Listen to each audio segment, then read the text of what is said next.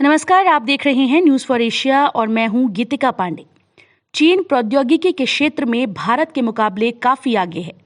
चीन हम पर साइबर हमला करने में सक्षम है और वो हमारे सिस्टम को बड़े पैमाने पर तबाह कर सकता है। लेकिन भारत भी ऐसा सिस्टम तैयार करने का प्रयास कर रहा है जिससे साइबर प्रतिरक्षा सुनिश्चित होगी। देश के प्रमुख रक्षा अध्यक्ष जनरल बिपिन रावत ने कहा कि चीन भारत के खिलाफ साइबर हमला करने में सक्षम है और प्रौद्योगिकी के मामले में दोनों देशों की क्षमता में अंतराल है।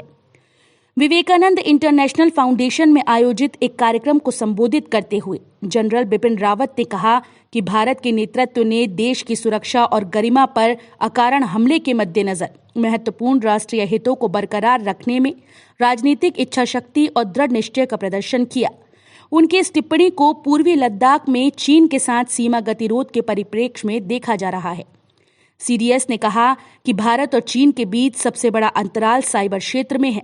साथ ही उन्होंने कहा कि पड़ोसी देश ने नई प्रौद्योगिकी पर काफी निवेश किया है। पिछले कुछ वर्षों में दोनों देशों के बीच क्षमताओं के बीच अंतराल बढ़ा है और प्रौद्योगिकी के क्षेत्र में चीन भारत के मुकाबले अग्रणी हो गया है। उन्होंने कहा कि चीन भारत पर साइबर हमला करने में सक्षम है और वो देश के सिस्टम को बड़े पैमाने पर तबाह कर सकता है। लेकिन भारत भी ऐसा सिस्टम तैयार करने का प्रयास कर रहा है जिससे साइबर प्रतिरक्षा सुनिश्चित होगी। उन्होंने कहा कि देश परोक्ष युद्ध से लेकर हाइब्रिड और गैर संपर्क पारंपरिक युद्ध जैसे विभिन्न सुरक्षा खतरों और चुनौतियों का सामना कर रहा है।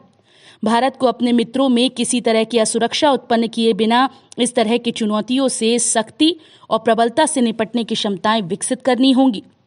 उन्होंने अपने संबोधन में भारत की सेना के विकास का जिक्र किया और कहा कि देश को सुरक्षा समाधानों के लिए पश्चिमी जगत की तरफ देखने से बचना चाहिए और इसकी जगह विश्व को बताना चाहिए कि वो आए और विविध चुनौतियों से निपटने में भारत के व्यापक अनुभव से सीखें।